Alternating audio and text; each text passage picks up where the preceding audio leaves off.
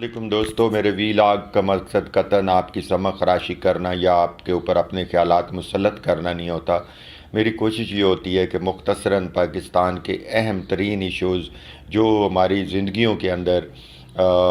जहर घोले हुए हैं उनको किसी तरह एड्रेस किया जाए, उनकी तरफ अवाम की और आप दोस्तों की, दानश्वरों की तवज्जो मबजूल करवाई जाए, ताकि अहले सियासत और अहले इक़्तिदार जो हैं वो शायद उसके बारे में सोचने के लिए मजबूर हो जाएं। हमारा इलेक्ट्रॉनिक मीडिया इंतहाई गैर ज़िम्मेदार मीडिया है, जो सिर्फ़ अपनी रैंकिंग, जो सिर्फ़ अपने रेटिंग और पैसे बनाने के चक्कर में नॉन इश्यूज़ को डिस्कस करता रहता है, जिनमें ज़्यादातर शख्सियात, ज़ातियात और शख्सी मसाइल के ऊपर गुफ्तगू की जाती है। और पाकिस्तान के अहम तरीन मसाइल के ऊपर कभी किसी एंकर ने किसी एक्सपर्ट को बुलाकर गुफ्तगू करना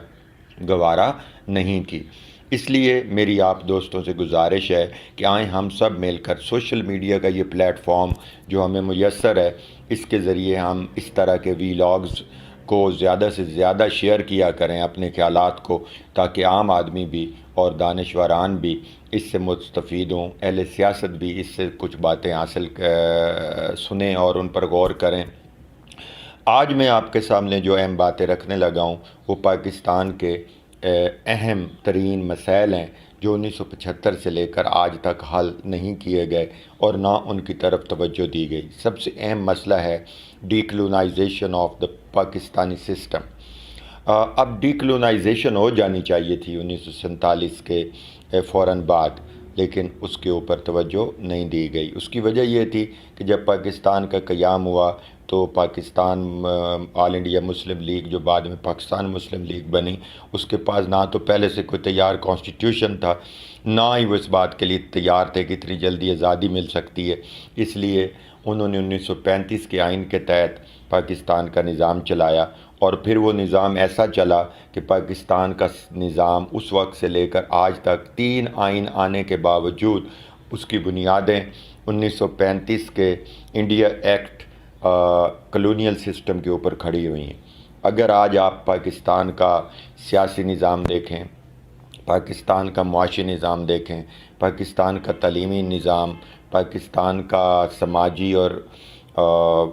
निज़ाम, पाकिस्तान के अंदर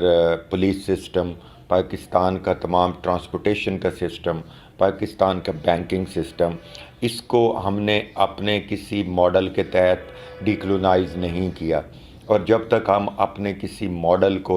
इम्प्लीमेंट नहीं करेंगे जो हमारी ज़मीनी ज़रूरियात के मुताबिक होगा और जिसमें ये सारे शोबाए हयात ज़मीनी ज़रूरियात के मुताबिक नहीं चलाए जाएंगे, उस वक्त तक पाकिस्तान के मसाइल हल नहीं हो सकते। सबसे अहम मसला डीकलोनाइजेशन का है, लिहाजा डीकलोनाइजेशन का होना पाकिस्तान के अंदर बहुत ज़रूरी है। इसकी मिसाल यूँ है कि 1935 के आइन में गवर्नर जनरल के पास सबसे ज़्यादा इख्तियारात थे। जब उसे 1956 के आइन में ख़त्म किया गया और सदर के इख्तियारात को महदूद कर दिया गया, तो वो आइन 2.5 साल भी नहीं चलने दिया गया। फिर G.W. चौधरी अपनी किताब कॉन्स्टिट्यूशनल एंड पॉलिटिकल डेवलपमेंट में लिखते हैं कि पाकिस्तान एक सियासी लेबॉर्ट्री बना दिया गया और उसमें 1962 का आइन जब लाया गया उसमें तमाम तर इख्तियारात सदर के हवाले कर दिए गए, जो कि गवर्नर जनरल की इख्तियारात के एक रेप्लिका था और वही कॉलोनियल सिस्टम दोबारा नाफिज करने की कोशिश की गई। लेकिन अवाम ने उस कॉलोनियल सिस्टम को मुस्तरद करके फिर जमहूरी पार्लियामेंट्री फॉर्म ऑफ गवर्नमेंट 1973 में आई। उसमें जब सदर के इख्तियारात को महदूद किया गया तो जनरल ज़िया और मुशर्रफ दोनों ने अपने अपने रजीम में फिर वही सदारती निज़ाम नाफिज किया और उसके अंदर उन्होंने तमाम इख्तियारात सदर के हवाले कर दिए और पार्लियामेंट को बिल्कुल एक रबर स्टैम्प की तरह बना कर रख दिया। तो उसका नतीजा ये निकला कि वो रिवायत आज तक चल रही है। अब इस वक्त पाकिस्तान की पार्लियामेंट तो मौजूद है, पाकिस्तान की पार्लियामेंट के अंदर लोग भी बैठे हुए हैं, काम भी हो रहा है, लेकिन डिफेक्टो पावर किसी और के पास है और डे ज्योर पावर जो पार्लियामेंट और उसके प्राइम मिनिस्टर और उसके कैबिनेट के पास होनी चाहिए थी, वो कितनी उनके पास चली आ रही है 1947 से लेकर आज तक, ये आप खुद देख सकते हैं। ये एक वाज़ेह मिसाल है कि कॉलोनियल सिस्टम जो है वो अपनी जगह किसी न किसी तरह काम कर रहा है اور وہ اسی طرح موجود ہے۔ جب ہم اپنے ڈیفنس کی طرف آتے ہیں تو آپ دیکھتے ہیں کہ ڈیفنس کا سارا نظام برطانیہ اور امریکن افواج کے ماڈل کے اوپر استوار کیا گیا۔ وہ تو ایک ٹیکنیکل ضرورت ہو سکتی ہے، وہ ایک ڈیفنس کی ضرورت ہو سکتی ہے، اس کو آپ اس طرح چلا رہے ہیں، لیکن اس کے اندر جو نظام ہے، اکاؤنٹیبلٹی کا نظام ہے، وہ جو کچھ بھی ہے وہ بڑا انڈیپینڈنٹ طریقے سے آپ چلاتے ہیں، اور اس کے اندر آپ اپنی پارلیمنٹ کو اختیار نہیں دیتے کہ وہ آپ سے کسی بات کی جواب دہی کر سکے۔ یہ بھی وہی کلونیل سسٹم ہے جس میں گورنر جنرل کہتا تھا کہ آپ میرے مداخلت نہیں کر سکتے۔ اسی طرح پاکستان کا جو معاشی اور مانیٹری سسٹم ہے اسے ہم نے آج تک نئے نظام اپنے ماڈل کے اوپر استوار نہیں کیا۔ ہمارا کوئی اکنامک ماڈل نہیں ہے۔ 75 سال میں کسی اکانومسٹ میں یہ جرت نہیں ہوئی، اکانومسٹ نے یہ نہیں کیا کہ وہ کوئی ایک اپنا معاشی نظام ڈیولپ کرتے، اور اس معاشی نظام کی جڑیں پاکستان کی زمینی حقائق کے اندر ہوتی، اور اس میں زراعت، اس میں صنعت، اس میں تجارت، اس میں زندگی کے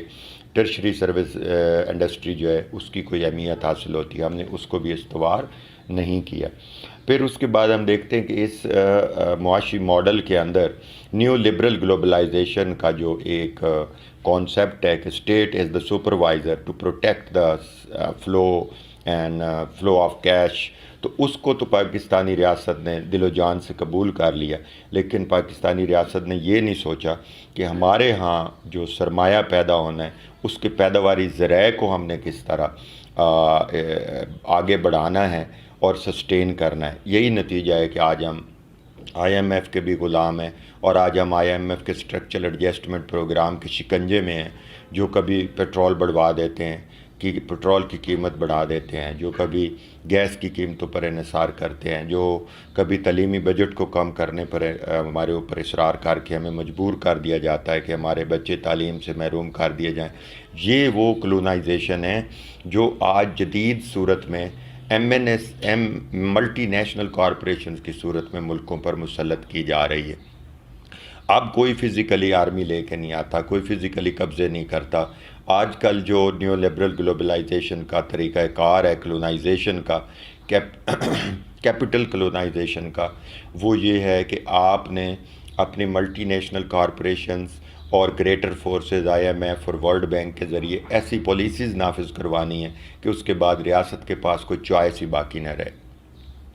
تعلیمی نظام کے اندر جو ڈی کلونائزیشن ہونی تھی کہ ہم نے پاکستان کا نصاب، ہم نے پاکستان کی یونیورسٹیاں، ہم نے پاکستان کے تعلیمی ادارے، ہم نے اپنے اساتذہ کی سرٹیفکیشن اور تربیت کا جو سلسلہ شروع کرنا تھا وہ نہیں ہو سکا، اور وہ 1935 سے کیا 1860 کے مقالے جنرل لارڈ میکالے کے بنائے ہوئے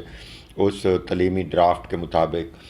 چل رہا ہے، اور اس کے اندر بھی کوئی خاص تبدیلیاں نہیں آئیں۔ اگر آپ 1947 کی تعلیمی پالیسی کا جائزہ لیں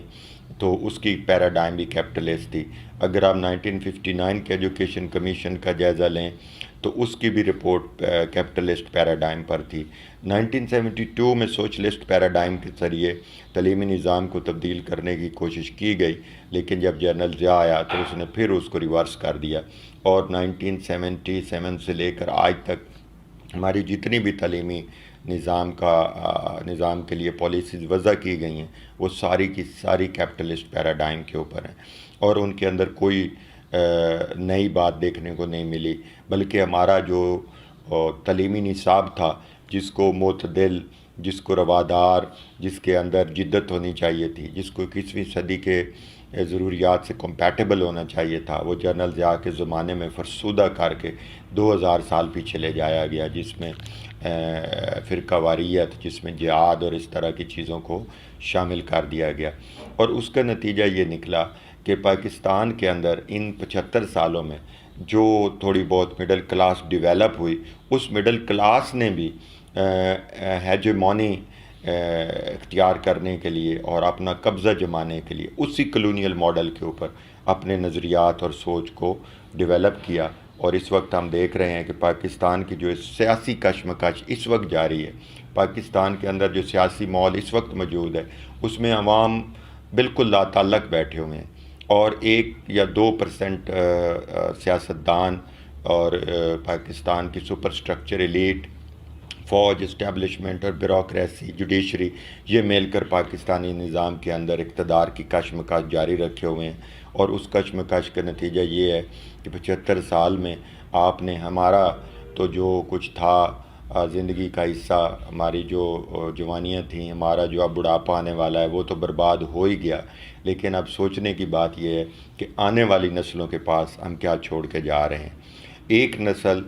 2 نسل، 3 نسلیں قربانیاں دیتی ہیں تو چوتھی نسل جا کر پھر ان ملکوں میں ترقی بھی کرتی ہے اور خوشحالی بھی دیکھتی ہے اور اپنے نظام کے مطابق زندگی بسر کرتی ہے۔ اس کی واضح مثالیں دنیا کی تاریخ میں موجود ہیں۔ اس کی واضح مثال آپ کے پڑوس ایران میں ہے، اس کی واضح مثال چائنا ہے، اس کی واضح مثال انڈیا میں ہے کہ انہوں نے کس طرح اپنے معاشی نظام کو آگے بڑھایا ہے اور انہوں نے کس طرح اپنے ضروریات اور گراؤنڈ ریالٹی کے اوپر اپنے معاشی نظام کو وضع کیا ہے۔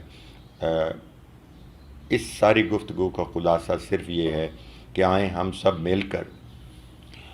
اس بات کا عہد کر لیں کہ ہم نے اپنی سیاسی جماعتوں کو مجبور کرنا ہے کہ وہ شخصی اور ذاتی سیاست بند کریں اور وہ منشور اور اصولوں کی سیاست کی طرف لوٹ کر آئیں، اور وہ پاکستان کے اہم مسائل کے اوپر مکالمہ کریں، گرینڈ ڈائیلاگ کریں، اور اس کے بعد کوئی ان مسائل کا حل نکالیں تاکہ ہماری آنے والی نسلیں نہ IMF کے آگے کشکول لے کر جائیں، نہ وہ چین سے بھیک مانگنے جائیں،